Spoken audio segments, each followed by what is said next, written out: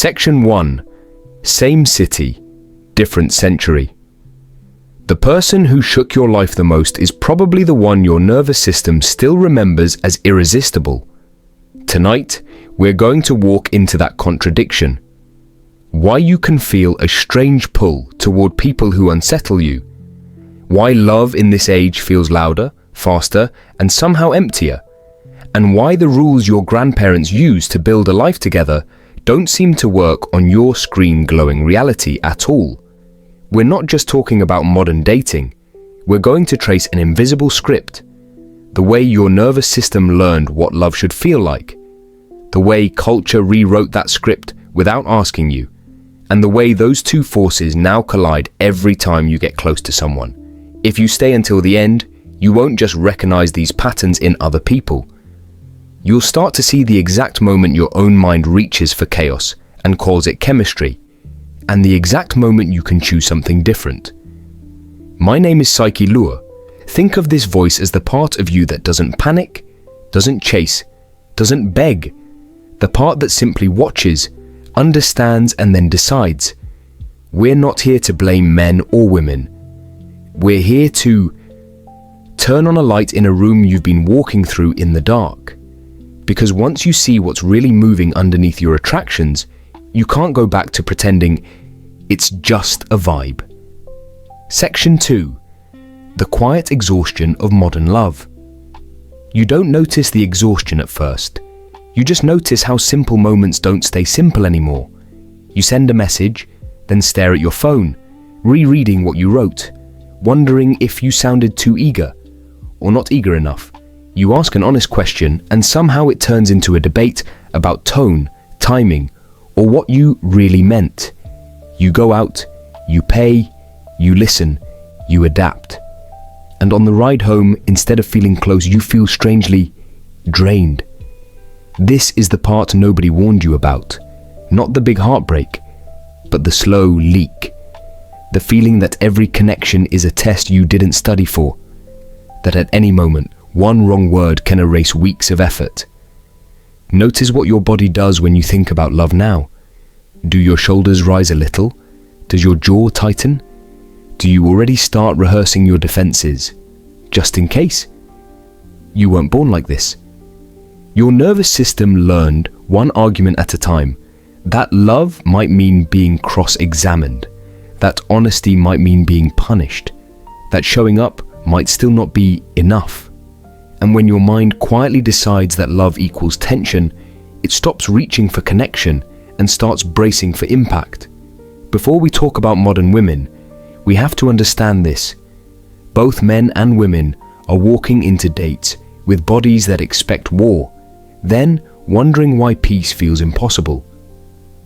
Section 3. Hidden scripts. Why we want what hurts us. Think about the last person you knew wasn't good for you, and still couldn't stop thinking about you saw the red flags. You heard the way they spoke about other people. You felt that odd twist in your stomach when they dismissed your feelings, and yet something in you leaned closer, not away. It's tempting to call that weakness. It isn't. It's programming. Long before dating apps and late-night texts, your nervous system was taking notes. It watched how love was handled in your house, who was chased, who was ignored, what you had to do to be noticed, what you had to hide to stay safe. Those experiences didn't stay in the past. They formed a template, a quiet rulebook that says, love feels like this. Attention feels like this. Home feels like this. So when you meet someone as an adult, you're not asking, are they good for my future? Not at first. You're asking, do they feel like what I already know? And if what you already know is inconsistency, or criticism dressed up as honesty, or affection that appears only when you're perfect or broken, then your body will light up around the very people who can recreate that pattern for you. It's not that you enjoy the pain. It's that a part of you believes, if I can finally win here, maybe I can rewrite something old. You're not choosing chaos because you're foolish. You're choosing familiarity because no one ever taught you that calm can also feel like home. Section 4. The inflation of desire and the comparison trap. Now add one more layer on top of that old programming. A world that never stops showing you better. Every scroll gives you another face, another body, another lifestyle. People you will never meet, posed under perfect lighting, telling you what you deserve, what you should demand, what real men or real women ought to provide. When you live inside that stream, you stop seeing humans. You start seeing upgrades. You look at the person sitting across from you, and without meaning to, your mind runs a background comparison. Could I do better? Are they enough? Do they match the highlight reel in my head? And you forget something simple. No one can compete with an image that has no bad days. This doesn't just affect women or men. It affects everyone who measures love against an endless feed of options they were never meant to hold in their hands. The result? Desire gets inflated. Gratitude gets deflated. You're surrounded by more possibilities than any generation before you. Yet it feels harder than ever to be satisfied with one real, imperfect person. So you have an inner script pulling you toward what hurts you, and an outer world whispering that nothing you have is ever enough. Caught between those two forces, it's no surprise that relationships feel unstable. You're not just choosing a partner anymore. You're choosing which reality you're willing to live in. Section 5. When gratitude vanishes. The subtle death of respect. There's a moment in many relationships where effort quietly stops feeling special and starts feeling owed. At the beginning, a simple gesture feels huge. You text back quickly. She smiles. She remembers something small you said last week. You feel seen. Both of you notice the little things because both of you are still awake. Then slowly, routines form. You drive, you plan, you solve, you show up. She supports, she listens, she softens, she adjusts. What was once a gift starts to blend into the background. You don't say thank you as often. She doesn't either. Not because you're bad people, but because the human brain is lazy. It treats repeated kindness like furniture, useful, expected, almost invisible. Now ask yourself something uncomfortable. Think of one person in your life who consistently shows up for you. When was the last time you actually paused, looked at them, and let yourself feel what your life would be without them? Respect doesn't collapse all at once. It erodes every time we treat devotion like Wi-Fi, only noticed when it disconnects. Over time, the story quietly flips. Instead of, I'm lucky this person is here, it becomes, of course they'll be there. They always are. And once someone is filed under of course, it becomes dangerously easy to talk to them with less softness, to take more than you give, to mistake their consistency for weakness. Modern culture is obsessed with what we deserve, but very rarely does it ask, do I still feel gratitude for what I already have? When gratitude goes numb, respect doesn't survive for long. Section 6. The transaction illusion. Value, power, and keeping score. When respect starts to fade, something colder usually takes its place. Math: who pays more? Who sacrifices more? Who texts first? Who apologizes? Who's winning? You can hear it in the way couples talk. I'm always the one who... She never. I already did X, so why won't they do Y? On the surface, it sounds logical. Relationships do need balance. But underneath the scorekeeping, there's usually something softer and more frightened. A fear of being used, unseen, or replaced. So men start thinking in terms of return on investment. Women start thinking in terms of getting their worth. Both genders secretly wonder if they're giving too much or getting too little. Notice what happens inside you when you're in transaction mode. You stop feeling. You start calculating. You're no longer present with the person in front of you. You're bargaining with a mental spreadsheet. Here's the paradox. The more you obsess over not being taken advantage of, the less capable you become of genuine connection. That doesn't mean you should tolerate disrespect or carry the entire load while someone relaxes in entitlement. Boundaries are not negotiable, but real power in love isn't about winning the negotiation. It's about being so clear on your value that you simply don't stay where you're chronically underpaid. Emotionally, mentally, or spiritually, you can walk away without drama. You can say no without a speech. You can give freely when it feels right, because you trust yourself to leave when the giving turns into depletion. When you stop keeping score, not because you're naive, but because you're finally willing to exit bad deals, you stop acting like a desperate investor and start moving like someone who knows their presence is already expensive. Section 7. The leadership and surrender paradox. One of the quiet tragedies of modern love is that almost no one feels safe enough to relax. Men hear they must take charge, but are shamed that the moment that leadership feels uncomfortable. Women hear they must never depend on anyone, but quietly long for someone they can actually lean on. So you end up with two extremes: people who grip harder, trying to control every variable, and people who disappear, floating along, saying whatever you want, while secretly resenting every decision. Both look different on the surface, but underneath they share the same fear. If I don't control this, I'll be hurt. If I show what I really need, I'll be rejected. Ask yourself honestly, when things get tense, do you grab the wheel, or do you leave the car? Do you become louder, sharper, more demanding, or do you go silent, letting the other person drive the story while you slowly detach? True leadership in a relationship has almost nothing to do with who talks the most or who earns the most. It begins with the one who can stay present when their own emotions rise. The one who can say, I'm angry, but I'm not going to punish you. I'm afraid, but I won't suddenly vanish. I disagree, but I still see your humanity. That kind of leadership doesn't roar, it regulates. It tells your nervous system, we are not in danger just because we're uncomfortable. Only then does healthy surrender become possible. Not the surrender of obedience or weakness, but the surrender of putting your armor down because someone has shown you they can hold their own storms without drowning you in them. You cannot offer that kind of safety to another person if you are still terrified of your own feelings. Section 8.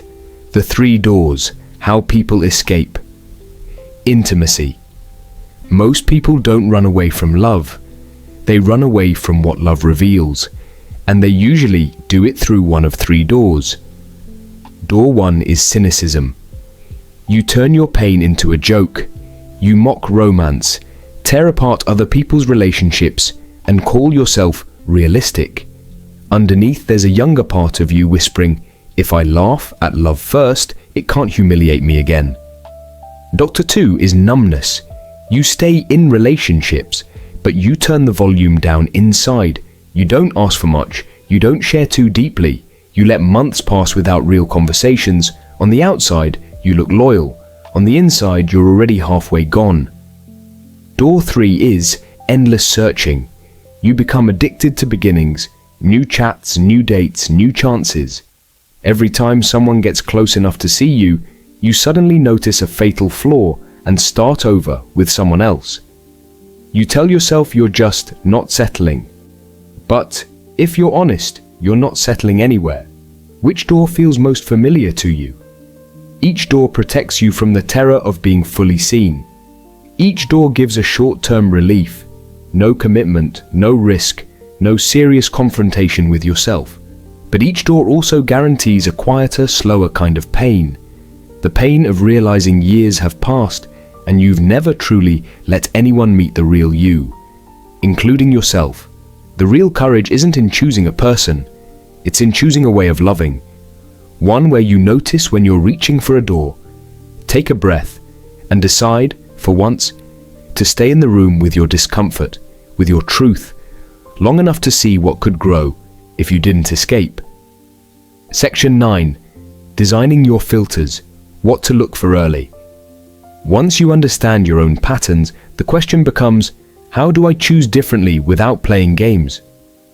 Most advice tells you to test people, to pull away, to delay replies, to act uninterested just to see how they react. But that kind of testing doesn't reveal their character. It only reveals how they handle your manipulation. There's a calmer way to move. You don't have to set traps, you just have to watch how they relate to reality when they think no one is grading them. Pay attention to how they handle waiting. Do they become cruel with the barista because a drink took too long? Do they start attacking you when plans have to change? Pay attention to how they talk about people who can't give them anything. The waiter, the driver, their ex who has nothing they need now. Are those people still human in their stories or just props and villains? Pay attention to what happens when they're wrong. Can they admit it, even clumsily? Or do they rewrite the memory on the spot so that somehow you end up apologizing for their mistake? And pay attention to how they hold your light and your darkness. When you share something impressive, do they celebrate without shrinking you? When you share something broken, do they lean in with curiosity instead of using it later as a weapon? You don't need clever strategies to reveal someone's core. You need stillness. You need to be willing to observe without rushing to impress, without begging to be chosen, without editing yourself into whatever you think they want. Your clearest filter is the version of you that is not performing. When you can stay in that version and simply watch how they respond to truth, you won't need to dig for red flags. They will hang themselves in plain sight. Section 10. Learning solitude. Alone versus abandoned. There is a difference between being alone and being left behind. Most people never learn that difference. So the moment they feel space around them, they run to fill it with noise. A new chat, a new situationship, a new distraction that looks like connection. Being single can feel like a sentence when your mind tells you that your worth is on pause until someone else chooses you. But solitude, when you approach it differently, can become a laboratory. A place where you study yourself with the same fascination you once poured into other people. Ask yourself, when I sit in a quiet room with my own thoughts, do I feel empty? Or do I feel invited? Invited to notice what I actually like, without adjusting it to match someone's preferences. Invited to feel emotions I've been outsourcing to constant conversation. Invited to see the habits I hide behind when I'm afraid of my own silence. The difference between being alone and feeling abandoned is the story you attach to your own company. If your story is, I am alone because no one wants me, every quiet evening will cut.